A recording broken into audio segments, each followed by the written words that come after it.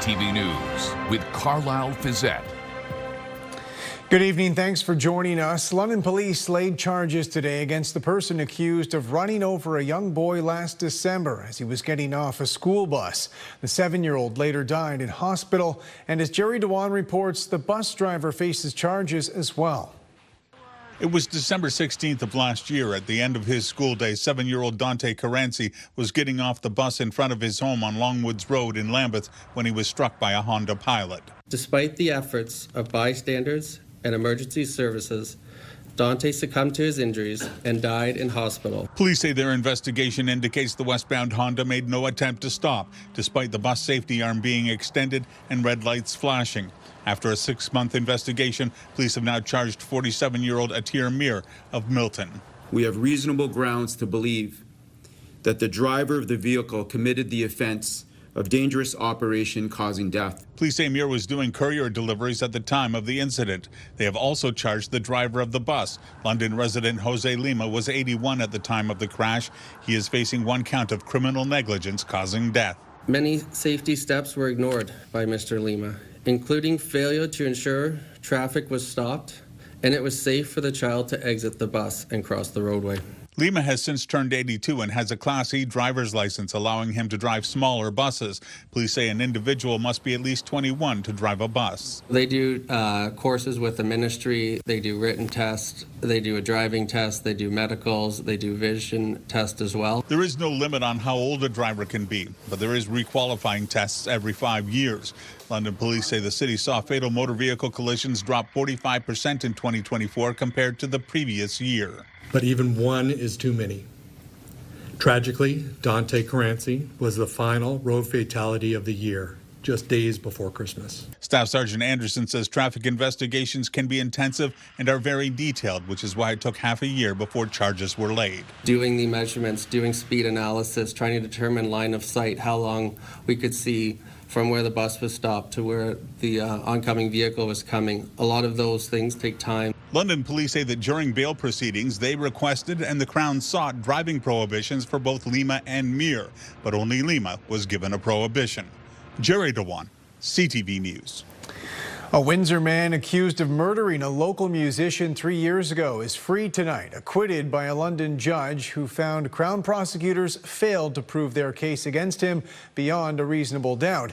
The court heard Craig Allen was hooked on crack cocaine and driving around London in a stolen car in November 2022. That's the same time the body of Daniel Fiset was found with fatal stab wounds in a city park. He was at one point the guitarist for the band Helix.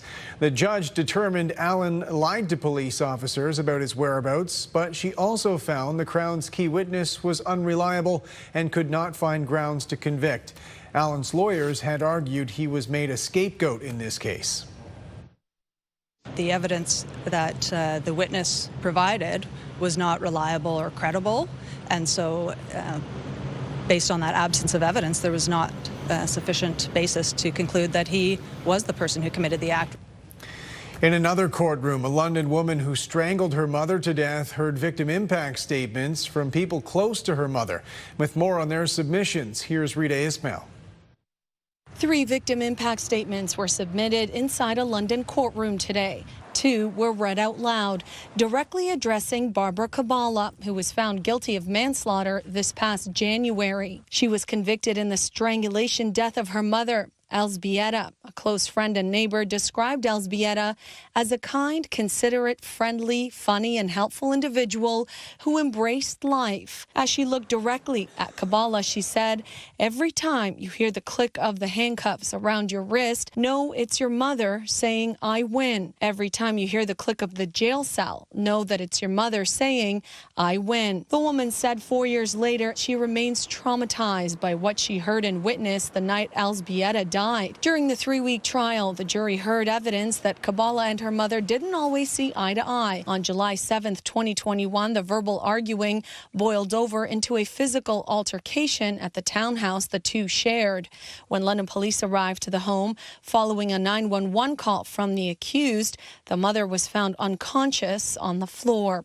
Elzbieta would later be pronounced dead, and an autopsy would reveal that she died from external neck compression or strangulation condition. She also suffered more than 55 injuries, which included cuts and bruises. Another neighbor said she lost a compassionate friend that night. Holding back tears, she read, "I am chilled to think that a daughter could take her own mother's life, the very mother who gave her life." Cabala remains free on bail. Sentencing submissions have been adjourned to October 17th, where she is expected to address the court. Rita Ismail, CTV News. New insights at City Hall today over the decisions leading to what's being called a dangerous mix of tenants in one of London's newest public housing buildings. With more on what went wrong and the lessons learned, here's Daryl Newcomb.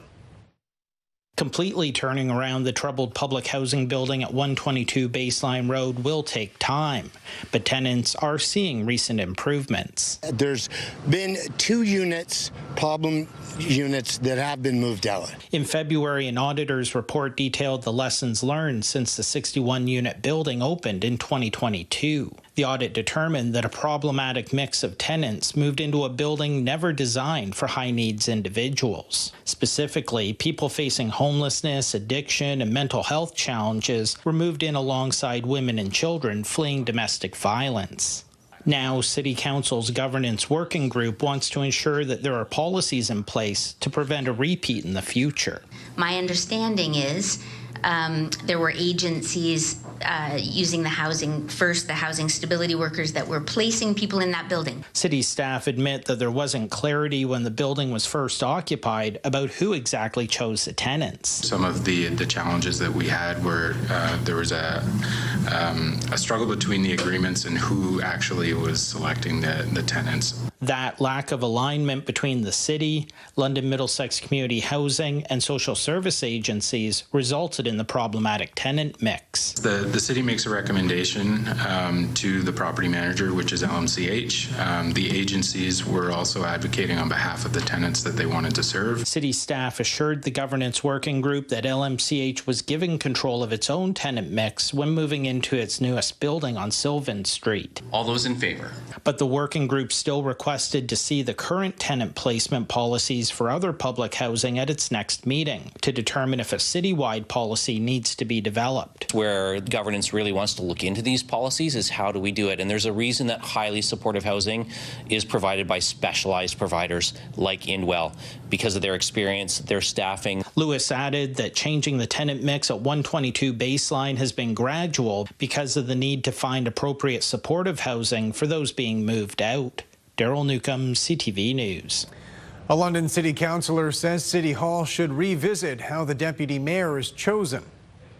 We need to have a broader discussion about the role of the deputy mayor, and this is in all respect to all the people who have served as deputy mayor. I continue to joke with our current mayor about the other duties as assigned. Should have some clarification because they seem to change periodically. The governance working group is making minor revisions to the policy for choosing a deputy mayor. Members did not support the motion to review the policies of other cities. Currently, the mayor recommends a councillor for the position, and City Council has the power to approve or reject. The role of the deputy mayor is going to look very similar next term to what it looks like right now. I think that was the heart of the conversation today. This does not have to be a mayoral decision entirely. It can be a council decision, and the council might want to look at the role and selection of the deputy mayor in different ways. Dozens of people have been displaced in Wheatley tonight after locals started smelling gas. Emergency responders have determined it's actually the same gas that sparked the 2021 explosion, which leveled part of the community's downtown. With more on the evacuations and the potential danger, here's Travis Fortnum.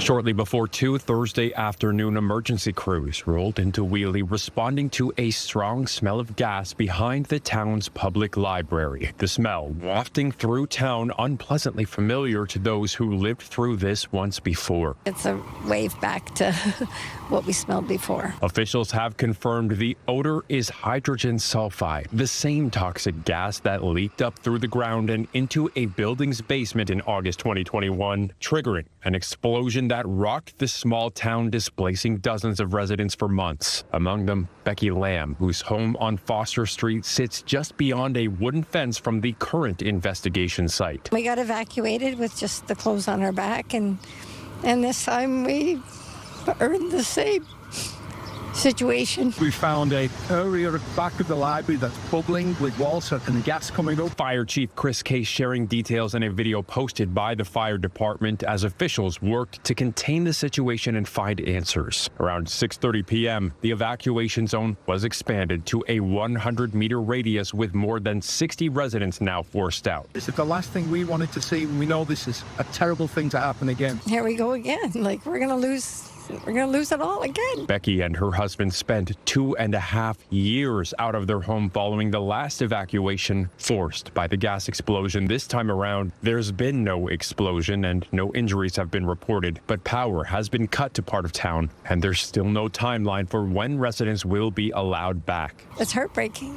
My husband said he'll never go through it again, and I said to him on the way here, I said, we got to stay strong together. It's, we got to get through this, and we will get through it, but it's like, again? No. Into the evening, crews from Chatham-Kent Fire, Police, EMS, the Windsor Hazmat Team, the University of Windsor, and Ontario's Ministry of the Environment remain on scene. Travis Fortnam, CTV News.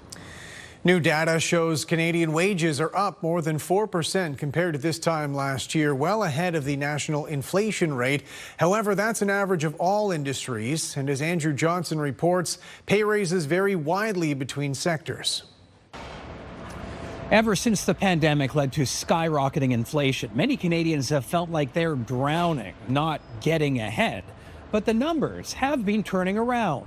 New average wages in a variety of industries were released today by Statistics Canada. Pay overall is up more than 4%. But let's take a closer look. If you work in information and culture, it's an industry that's paying people 10% more than last year. These are jobs related to the movie industry, telecommunications, publishing, and content providing. Wages in real estate and rentals are up close to 10%. Finance and insurance wages rose 8%.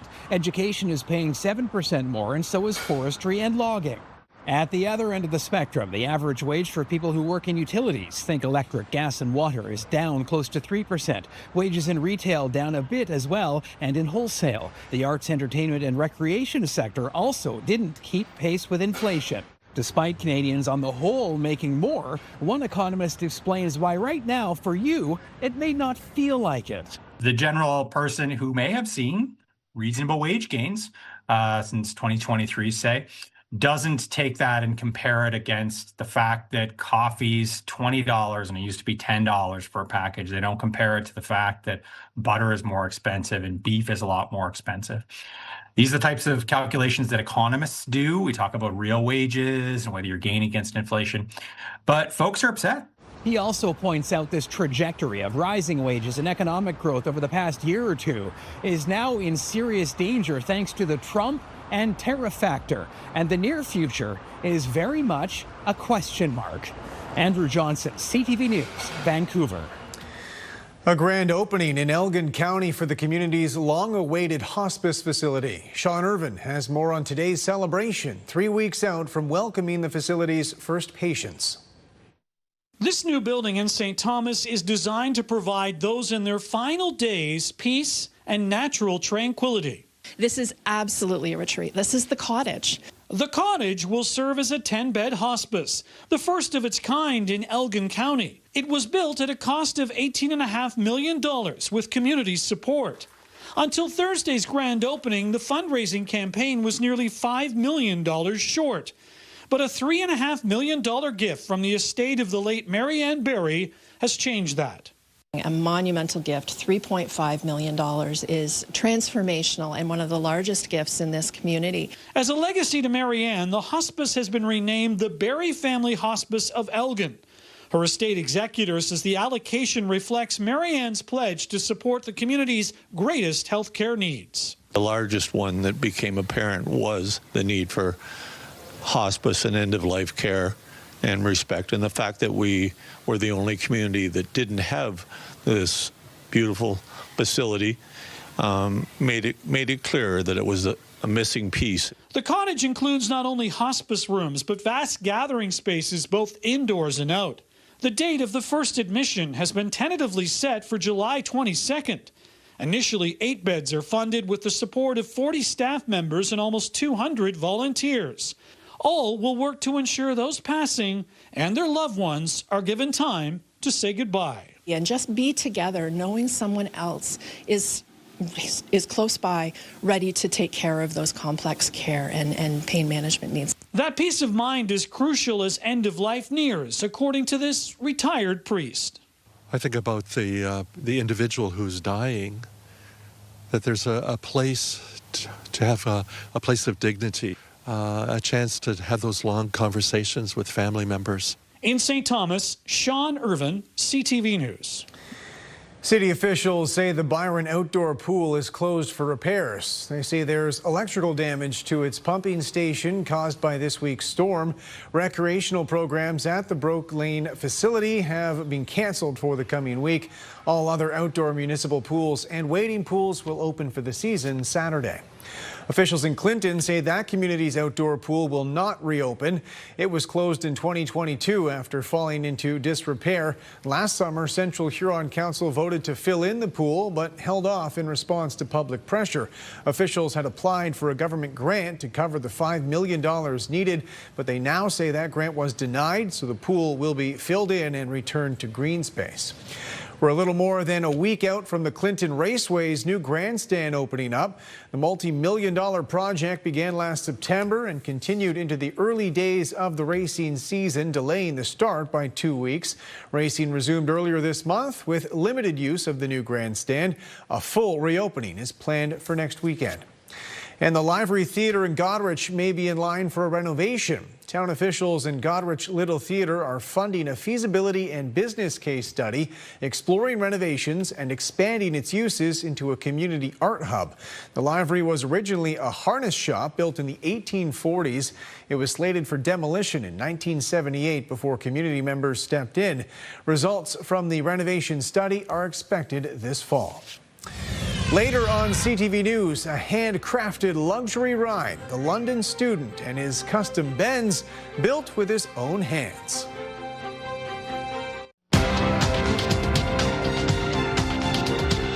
Canada's main stock index saw gains today, helped by strength in base metal stocks. The TSX up 186 points. In New York, the Dow added 404.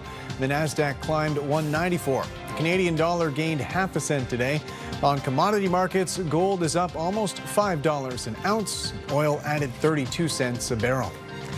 Canada's artificial intelligence minister announced new funding today to help businesses adapt to a rapidly evolving AI landscape. That money comes amid police warnings about scammers using technology to impersonate public figures. John Venevalley-Rao reports. In Toronto, this is the city's inaugural Tech Week, with all sorts of events showcasing the area as a global tech hub. And it's where the country's Minister for Artificial Intelligence announced more than $2 million aimed at helping small businesses in Southern Ontario adapt to using AI and boost productivity. AI is not just a tool, it's a revolution. We know this. We are in a Gutenberg moment here. But AI Minister Evan Solomon also meeting with AI pioneer Jeffrey Hinton, who has raised concerns about the safety of the tech, pushing for more government regulation. This as the Anti-Fraud Center issued a warning this week about a spike of bad actors using AI, including voice cloning, to scam people, including business leaders. We are living in an age of misinformation and disinformation and deep fakes, and these are deep harms. So these are legitimate concerns about it. Criminals are using AI-generated voice messages and text to impersonate senior officials and prominent public figures to swipe money and information. One instance, the fraudulent signal message was appearing to come from a U.S. official and requested a large transfer of money under the guise of a tariff-related emergency. I'll have you know I graduated top of my class in the Navy SEALs. For a couple of years, Prince Harry or anyone else could have their voice essentially stolen and cloned. But to do it is now easier than ever, So experts say be wary of a call from someone claiming to be a high-ranking government official or someone you trust demanding urgent action. Be skeptical, especially if those requests are about money. Try to verify the person's identity independently, and don't click on suspicious links. And while it used to be fake video and audio had flaws, making them easy to spot, they said that's now often no longer the case. John Benavalli-Rouse, CTV News, Toronto. Hi there. After rounds of scattered showers and thunderstorms, it'll calm down overnight. The probability drops down to about a 30% chance. Can't rule it out, but we're not expecting anything major to move through. As you wake up Friday morning, expecting a nice mix of sun and cloud. It'll be nice and warm, 18 to 19 degrees. Thanks, Dace, for this photo of Oakley. And it says Oakley likes to stop and smell the roses or the flowers. And of course, that's what we should all be doing. As we head into the holiday weekend, things are looking up. A bit of a rough start, though. I'll take you through the forecast coming up in just a few minutes. Welcome back with Julie on the desk now. And after that very intense heat to start this week, we kind of shifted into more wet weather these last couple days. Yeah, interestingly enough, shifting into this more showers, thunderstorms, and then a break. You just think it's going to clear, and then you got to get ready for another round of rainfall. We've had heavy rain as well, so there's lots of moisture, Carlyle, to work with, and it's tropical moisture. So still feeling like the mid-30s through the day. Now, the showers and thunderstorms putting the brakes on our high temperature this afternoon. It felt a whole lot warmer than that. It was warm last night. Overnight, anywhere from 17 to 18 degrees in most areas, 15 and through the interior toward Wyerton. But conditions will be quiet overnight. We still have a slight chance for some showers and thunderstorms as we head into your Friday. So overnight, can't rule it out, but not expecting anything in terms of what we saw today. So scattered storms push through our region all along the stationary boundary. So here's what happens. As these boundaries set up, they stall out, and this becomes the focus of showers and thunderstorms. And every time this ripples through, we have the probability for a little bit of rainfall and the probability for thunderstorms. So we've had that weather pattern in place today. The warm front will take over tonight and lift northward. That puts us in the warm sector for tomorrow. Now, in the warm sector, there's instability. So through the day, we'll see a nice mix of sun and cloud, but it'll become increasingly hot and humid.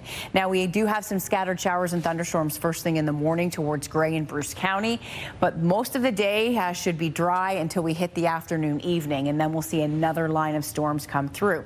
This is associated with the front crossing. So think about the warm front, the warm air moving in through the morning tomorrow. So becoming increasingly hot and humid. As the next front rolls through, as we head into the afternoon, evening, showers and thunderstorms, and we could see some very heavy downpours and some strong gusty winds. You can see still in the area any time after 10 to 11 o'clock. So starting at about 5 to 6, the risk will really start to increase. Then the forecast looks good heading into the weekend. We're going to drop some of those probabilities just a bit. So mix of sun and cloud to start your day, 29 in the afternoon. It'll feel like the upper 30s, so it will be quite muggy across the region early and steamy heading into the afternoon with those winds initially out of the south. Our East Park forecast heading into Friday, it is opening day at East Park, so lots of people I'm sure will be enjoying some water park fun this weekend. Mainly cloudy on Saturday and 25, 28 on Sunday, lots of sunshine, beautiful conditions. Sunday is going to be the best day over the weekend, although conditions look pretty good on Saturday as well, so we should break into a fair amount of sunshine Saturday. Monday we have some rain in the forecast. That's the next weather system. It'll push the temperature up, but the cold front will push through Canada Day morning, so by the afternoon back into a mix of sun and clouds. So this is a much improved forecast for your weekend. We're going to get rid of some of the showers. We'll have a lot of dry time during the day and some nice conditions Wednesday into Thursday. Sunshine to mainly sunny with daytime highs from 26 to 28. Carlyle, back to you. Thanks very much, Julie. A Christmas tree farm in Chatham, Kent is in summer bloom for an annual fundraiser. This is the 5th consecutive summer the Puddleford Tree Farm has transformed into a sunflower patch. The owners are raising money for Alzheimer's research, opening their fields to the public. Starting July 2nd, visitors can cut their own flowers off to take home for a donation. The owners say they've raised more than $10,000 since 2020. The stories that we get, the memories, the people that talk about how the sunflowers were their parents' favorite flower, or I brought my mom out and then she passed away. It's just the memories people share with us are beautiful.